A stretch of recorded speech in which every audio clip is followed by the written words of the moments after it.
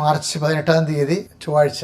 നിങ്ങൾക്ക് പ്രാർത്ഥിക്കാം. അമ്മേ പരിശുദ്ധമ്മേ, അമ്മേ പരിശുദ്ധമ്മേ, ദേവമാതാവേ, ദൈവമാതാവേ, കൃപാസനത്തിലൂടെ ഞങ്ങൾക്കും ഞങ്ങളുടെ ദേശത്തിനും അമ്മ മധ്യസ്ഥം തേടി തന്ന എല്ലാ അനുഗ്രഹങ്ങൾക്കും കൃപകൾക്കും ഞങ്ങളിപ്പോൾ ഹൃദയം നിറഞ്ഞ നന്ദി പറയുന്നു. അമ്മേ പരിശുദ്ധമ്മേ, ദേവമാതാവേ, 2004 ഡിസംബർ 7 ഉച്ചകഴിഞ്ഞ് കൃപാസനത്തിൽ സംഭവിച്ച അമ്മയുടെ പ്രത്യക്ഷപ്പെടലിനെ കുറിച്ച് തിരുസഭയ്ക്ക് സമർപ്പിച്ചിരിക്കുന്ന പഠനരേഖകളുടെ മേൽ സഭാത്മകമായ പഠനം ആരംഭിക്കുവാൻ ഞങ്ങൾ താഴ്മയോടെ അങ്ങയോട് അപേക്ഷിക്കുന്നു. അമ്മേ പരിശുദ്ധമേ, ഭൂസ്വർലോകങ്ങളുടെ രാജ്ഞിയായ അങ്ങേക്ക് ഭൗമ സംരക്ഷണത്തിനായി പ്രപഞ്ചപ്രകൃതിയെ തന്നെ തിരുസഭ പ്രതിഷ്ഠിക്കുവാൻ ഈ പ്രത്യക്ഷീകരണം വഴി ഇടയാക്കണമേ. പരിശുദ്ധമേ, ജപമാല മാതാവേ, സകല കൃപാസനം പ്രാർത്ഥനയോടും ചേർത്ത് ഞങ്ങളിപ്പോൾ പ്രാർത്ഥിക്കുന്ന ഈ കുടുംബത്തിന്റെ പ്രത്യേക നിയോഗം പറ മക്കളെ.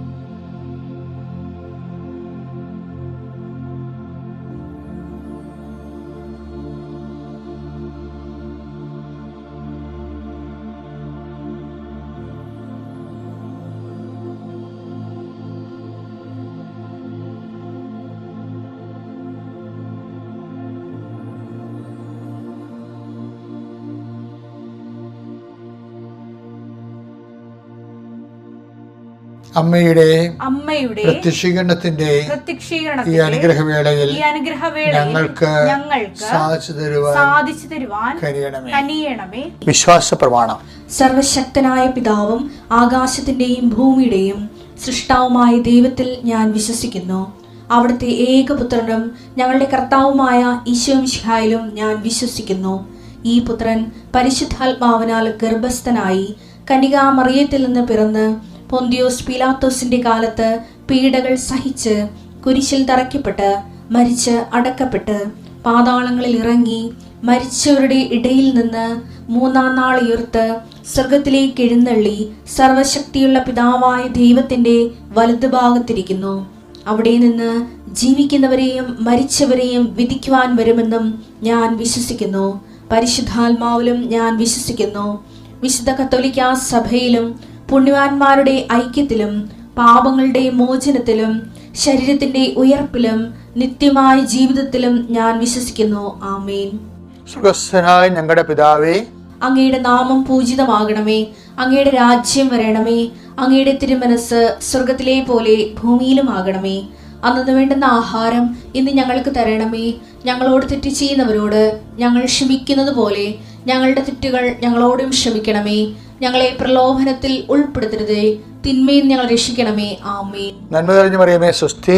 കർത്താവ് അങ്ങയുടെ കൂടെ സ്ത്രീകളിൽ അങ്ങ് അനുഗ്രഹിക്കപ്പെട്ടവളാകുന്നു. അങ്ങയുടെ ഉദരത്തിൻ ഫലമായി ഈശോ അനുഗ്രഹിക്കപ്പെട്ടവനാകുന്നു. പരിശുദ്ധ മറിയമേ, തമ്പുരാന്റെ അമ്മേ, പാപികളായ ഞങ്ങൾക്ക് വേണ്ടി ഇപ്പോഴും ഞങ്ങളുടെ മരണസമയത്തും തമ്പുരാനോട് അപേക്ഷിക്കണമേ. ആമേൻ. എൻ്റെ പ്രിയപ്പെട്ടവരെ, ഇന്നത്തെ ഇതിൻ്റെ പേര് അന്നു വേണ്ട ആഹാരം എന്ന അവർ ഡെയിലി ബ്രെഡ്. ഇപ്പം ഡെയിലി ബ്രെഡ് എന്നൊക്കെ ഓരോ സ്ഥലങ്ങളിൽ ഇതുപോലെയുള്ള ശുശ്രൂഷ ഉണ്ട്. നമ്മുടെ പേര് അവർ ഡെയിലി ബ്രെഡ് എന്ന്. നമ്മുടെ ഇന്നത്തെ ജീവിതത്തിന് ആവശ്യമായ ദൈവാനുഗ്രഹം പ്രാപിക്കാനാണ് നമ്മൾ നിയോഗം വെച്ചേക്കുന്ന വിഷയത്തിൻ്റെ മേലുള്ള ദൈവിക പ്രാർത്ഥന. കർത്താവേ, ഞങ്ങൾ അല്പസമയം മുമ്പ് നിയോഗം വെച്ച വിഷയങ്ങളാണ്. അങ്ങനെ മക്കൾ ലോകം മുഴുവനും നിയോഗം വെച്ച എല്ലാ വിഷയങ്ങളെയും ഞാൻ അങ്ങയുടെ ഉന്നതമായ 39 വർഷം ഞാൻ അർപ്പിച്ച കൃപാനയുടെ യോഗ്യതയാൽ കൃപാസ്ഥാനത്താറെ ജീവനോടെ പ്രത്യക്ഷപ്പെട്ട പരിശുദ്ധ അമ്മയുടെ മാധ്യസ്ഥത്താൽ അങ്ങയുടെ മക്കൾ ഇപ്പം നിയോഗം വെച്ച വിഷയത്തിന് മേൽ കർത്താവ് ഇന്ന് തന്നെ അല്ലെങ്കിൽ ഈ ആഴ്ചയിലാണ് അടയാളം കിട്ടണമെങ്കിൽ കർത്താവ് താമസം വിന അവർക്ക് അടയാളം നൽകി അവർക്ക് കർത്താവ് എല്ലാവർക്കും ഇത് ഈ പ്രാർത്ഥന അവരുടെ ജീവിതത്തിൻ്റെ ഒരു ശ്വസിക്കണ പോലെ തോന്നാൻ, അവർ പ്രാണവായു പോലെ തോന്നണമേ കർത്താവേ. അവർക്ക് ആത്മവിശ്വാസത്തോടെ ജീവിക്കാൻ വേണ്ടി മനുഷ്യനെ ഈ പ്രാർത്ഥനയുടെ നിങ്ങൾ ഒരുക്കുന്നതിന് നന്ദി പറയുന്നു കർത്താവേ. കർത്താവെ, ജീവിത ഒരു പൈതലിന് വേണ്ടി പ്രാർത്ഥിക്കുന്നുണ്ട്. മറ്റുള്ളവരുടെ കയ്യിൽ കുഞ്ഞുങ്ങളെ കാണുമ്പോൾ സങ്കടപ്പെട്ട് നിരാശപ്പെട്ട് ഭക്തിയും വിശ്വാസം കുറഞ്ഞു പോണ അത്രയും വൈകാരികമായിട്ട് ആ വിഷയങ്ങളെ കാണുന്നവരുണ്ട് ഈശോയെ. കർത്താവെ, അവരെയൊക്കെ നീ തീർച്ചയായിട്ടും അനുഗ്രഹിക്കണം, അല്ലെങ്കിൽ അതൊക്കെ ജീവിച്ചിരിക്കത്തില്ല. അഥവാ ജീവിച്ചിരിക്കേണ്ടി തന്നെ ചത്തതുപോലെ ജീവിക്കും. കർത്താവെ, നിൻ്റെ വലിയ സ്നേഹത്താൽ അതുപോലെ വിവാഹം ഒത്തു വരുന്നില്ലല്ലോ, എല്ലാവർക്കും ജീവിത പങ്കാളികളായല്ലോ, ഞാൻ ഒറ്റപ്പെട്ടു പോയല്ലോ എന്നൊക്കെ വിചാരിക്കുന്ന പുരുഷനെയും സ്ത്രീയും ഉണ്ട് കർത്താവെ. അവിടെയൊക്കെ മനോവികാരങ്ങളും മനോനൊമ്പരങ്ങളും എന്നൊക്കെ അപർണനീയവും പറഞ്ഞറിയിക്കാൻ പറ്റാത്തതും ആർക്കും ആശ്വസിപ്പിക്കാൻ പറ്റാത്തതുമാണ് കർത്താവെ. ആർക്കും ആശ്വസിപ്പിക്കാൻ പറ്റാത്തത് നിനക്ക് ആശ്വസിപ്പിക്കാൻ പറ്റുമെന്ന് ഞങ്ങൾ പൂർണ്ണമായ അനുഭവം കൊണ്ട് തിരിച്ചറിയുന്ന കർത്താവെ. കർത്താവെ, നിന്റെ വിശുദ്ധ പൗരോഹിത്യത്തെ നീ മഹത്വപ്പെടുത്തണമേ കർത്താവെ. മക്കളെ നീ സ്വച്ച് പ്രാർത്ഥിക്കുന്നു. അവിടെ പഠനങ്ങളെ കുറച്ചുപേരെ പരീക്ഷ തീരാൻ പോകുന്നു, കുറച്ചുപേർ വീണ്ടും പരീക്ഷ കണ്ടിന്യൂ ചെയ്യുന്നു. കർത്താവെ, എല്ലാവരെയും അവർക്കൊരു ഉപരി വിദ്യാഭ്യാസം കിട്ടുന്ന രീതിയിൽ കർത്താവെ എങ്ങനെ അവരെ സന്ധിക്കണമെന്ന് പ്രാർത്ഥിക്കുന്നു. അവിടെ കഴിവല്ല, അവർക്ക് അനുതാപവും അച്ചാത്താപവും ഉണ്ട്.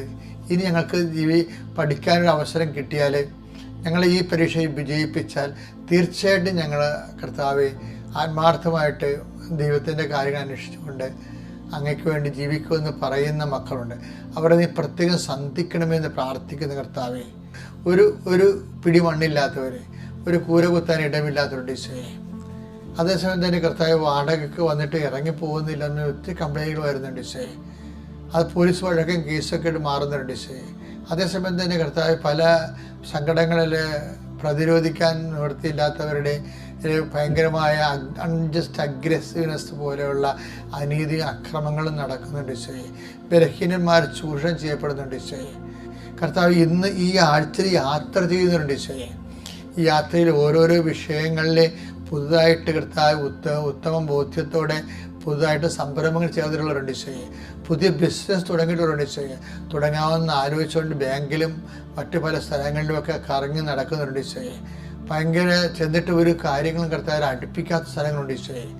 പക്ഷേ ചെയ്താൽ വിജയിക്കുന്ന ഞങ്ങൾക്ക് അറിയാവുന്ന എല്ലാ വിഷയത്തിനും വരും കർത്താവെ. അങ്ങ് തന്നെ ഇടപെട്ടവരെ സന്ധിക്കണം പ്രാർത്ഥിക്കുന്ന കർത്താവെ.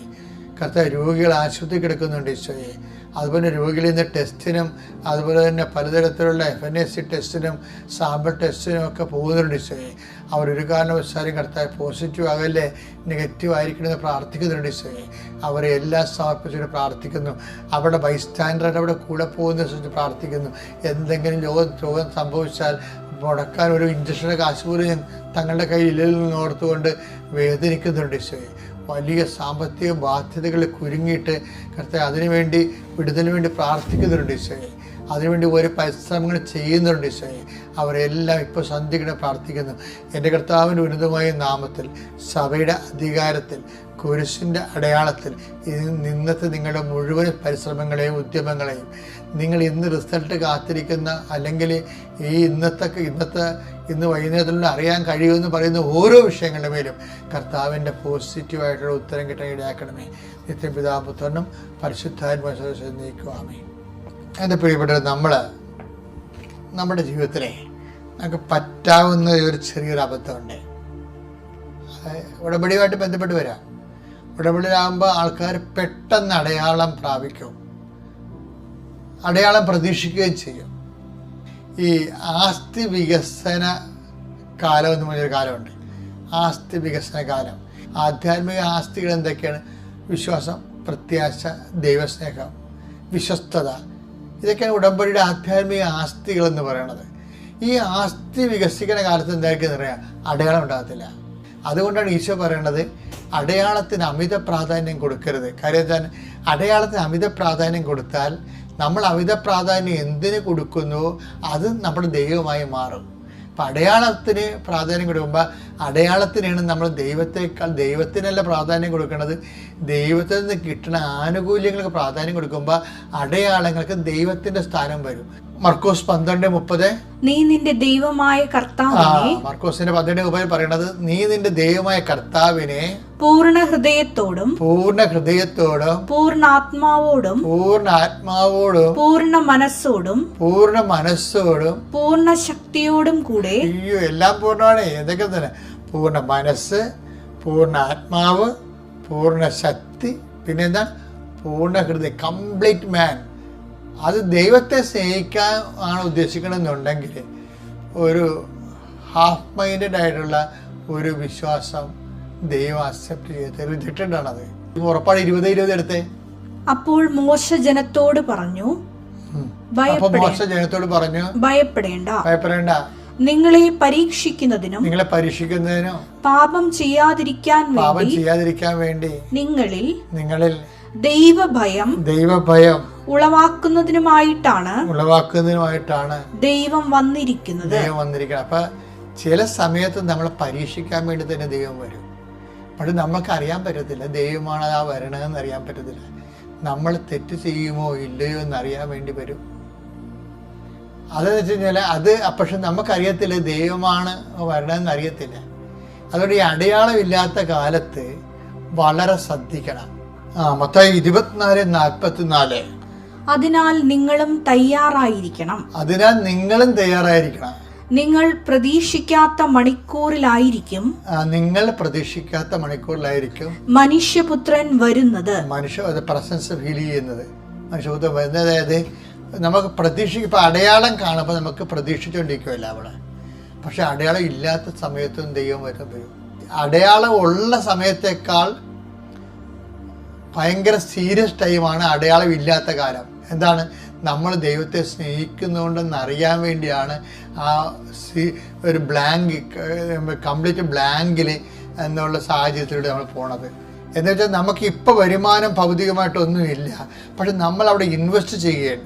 നമ്മുടെ വിശ്വാസം, അടയാളമില്ലാത്ത കാലത്ത് വിശ്വാസം, പ്രത്യാശ, ദൈവസ്നേഹം, വിശ്വസ്തതയൊക്കെ ഇൻവെസ്റ്റ് ചെയ്യുകയാണ്. ദൈവം ഉള്ള കൂടെ നിൽക്കുന്ന അടയാളം കാണിക്കുന്ന പോലെ അതിനേക്കാൾ മൂർച്ചയോടെ ജീവിക്കുകയാണ്. അപ്പോൾ എന്നാ പറ്റും? ഒരു ടൈം കഴിയുമ്പോൾ അടയാളത്തിൻ്റെ കാലം കാണുമ്പോൾ ദൈവത്തിൻ്റെ ഒരു കാലം ഉണ്ടല്ലേ, എല്ലാത്തിനും കാലമല്ലേ. അതായത് സഭാപ്രസംഗിയുടെ 3-ാം അധ്യായം 4-ാമത്തെ വാക്യം ഒന്ന് വായിച്ചേ. കരയാൻ ഒരു കാലം, ചിരിക്കാൻ ഒരു കാലം. ഇപ്പം അടയാളം ഉള്ള കാലമുണ്ട്, അടയാളം ഇല്ലാത്ത കാലമുണ്ട്. ഇപ്പം കരയുന്ന കാലം, അടയാളം ഇല്ലാത്ത കാലം ആകുമ്പോൾ ഈ കാലത്ത് നമ്മൾ എങ്ങനെയാണ് വിശ്വസ്തത കാണിച്ചത്? അതാണ് നമ്മുടെ ആസ്തി വികസനം വർദ്ധിപ്പിക്കുന്നത്.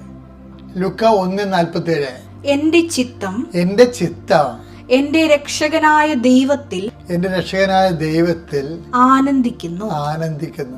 എന്റെ ചിത്തം രക്ഷകനായ ദൈവത്തിൽ ആനന്ദിക്കുക. ക്രിസ്തുവിലാണ് ആനന്ദം. അപ്പൊ ക്രിസ്തുവിൽ തിരുവുദ്ധാനമുണ്ട്, ദുഃഖവെള്ളിയാഴ്ചയുണ്ട്. പക്ഷെ രണ്ടിനെയും ഒരേ രീതിയിൽ ആ ക്രിസ്തുവിനെ ക്രിസ്തുവാക്കുന്ന, ഇപ്പം നമ്മളെ തന്നെ സബ്ലിമേറ്റ് ആക്കുന്ന, നമ്മളെ തന്നെ വിശുദ്ധീകരിക്കുകയും ശക്തീകരിക്കുകയും ചെയ്യുന്ന ശക്തിയുടെ സ്രോതസ്വരൂപങ്ങളില്ലേ, അത് ക്രിസ്തുവാണ്. അതുകൊണ്ട് തന്നെ നമുക്ക് ആനന്ദം ഉണ്ടാകണത്. ഇപ്പോൾ ഒരു സങ്കടം ഉണ്ടായി, ഇപ്പോൾ രോഗമുണ്ടായി, ഇപ്പോൾ എനിക്ക് കുറച്ച് രോഗങ്ങളുണ്ട്. അപ്പോൾ എൻ്റെ മനസ്സിലിരിക്കണത് എന്താണ്? കർത്താവിൻ്റെ പീഡാസഹനങ്ങളെ കൂടെ കൂട്ടി വെക്കുമ്പോൾ ഇത് ക്രിസ്തുവിലൊരു ആനന്ദമായിട്ട് ഇത് മാറുന്നു. ഈ ലോകത്തോടൊരു അറ്റാച്ച്മെൻറ്റ് ചെയ്യുമ്പോൾ ഉണ്ടാകുന്ന ദുഃഖങ്ങൾ, ഇതുപോലെ തന്നെ ഈ യമനിയമ, ആസന, പ്രാണായാമ, പ്രത്യാസന, നിധിയ, സമാധിയിലൂടെ പോകുമ്പോൾ നമുക്ക് ഒരു ആനന്ദം ഉണ്ടാകും. അത് ദൈവത്തിൻ്റെ ഒരു ഭാവമായിട്ടാണ് ഭാരതീയ ദൈവശാസ്ത്രത്തിൽ എടുക്കുന്നത്. പക്ഷെ ഒരു പ്രശ്നം എന്ന് വെച്ച് കഴിഞ്ഞാൽ ഇതിനു വേണ്ടി മനുഷ്യൻ സമൂഹത്തിൽ നിന്ന് പുറത്തു പോകണം, ലോകത്തിലായിരിക്കുകയും ലോകത്തിൻ്റെതല്ലാതായിരിക്കുകയും ചെയ്യണം. അതാണ് പരിശുദ്ധ അമ്മയുടെ ഒരു നിലപാട്. യോഹന്നാന്റെ സുവിശേഷം 17:15 ദൈവരാശയം വരുന്നുണ്ട്. ലോകത്തിൽ നിന്ന് അവരെ അവിടുന്ന് എടുക്കണമെന്നല്ല, ദുഷ്ടനിൽ നിന്ന് അവരെ കാത്തുകൊള്ളണമെന്നാണ് ഞാൻ പ്രാർത്ഥിക്കുന്നത്. അപ്പൊ ക്രിസ്തു അങ്ങനെയോടെ ജീവിച്ചതേ. ഈശോ പറഞ്ഞില്ലേ, ഞാൻ നിങ്ങൾക്ക് തരുന്ന സന്തോഷം ആരും നിങ്ങളിൽ നിന്ന് എടുത്തു കളയത്തില്ല. കാരണം ലോകത്തിൻ്റെ സന്തോഷമാണെങ്കിൽ അത് ആ സാഹചര്യം മാറുമ്പോൾ എടുത്തു കളയും. ഇപ്പം അപ്പോൾ ദൈവ സന്തോഷമാണ് ഈ പരിശുദ്ധ അമ്മയ്ക്ക് ഉണ്ടായിരുന്നത്.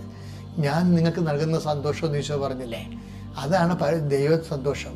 ഇപ്പം ക്രിസ്തുവിനെ ആണ് അടിസ്ഥാനപ്പെടുത്തിക്കൊണ്ടാണ് ജീവിതത്തെ നമ്മൾ ശരിക്കും അതിൻ്റെ ൂടും പാവും നെയ്യേണ്ടത്. അല്ല ക്രിസ്തുവിനെ കിട്ടുന്ന ആനുകൂല്യങ്ങളെ അടിസ്ഥാനപ്പെടുത്തിയല്ല. ഇപ്പം കഴിഞ്ഞ ദിവസം ജെയ്സൺ എന്നുള്ള സാക്ഷ്യം പറയുന്ന ആൾ പറഞ്ഞത്, ഞാൻ പറയുന്ന കാര്യങ്ങൾ നിങ്ങൾക്ക് മനസ്സിലാവത്തില്ല, കാരണം അത് ആധ്യാത്മികമായി മനസ്സിലാക്കേണ്ടതാണ്.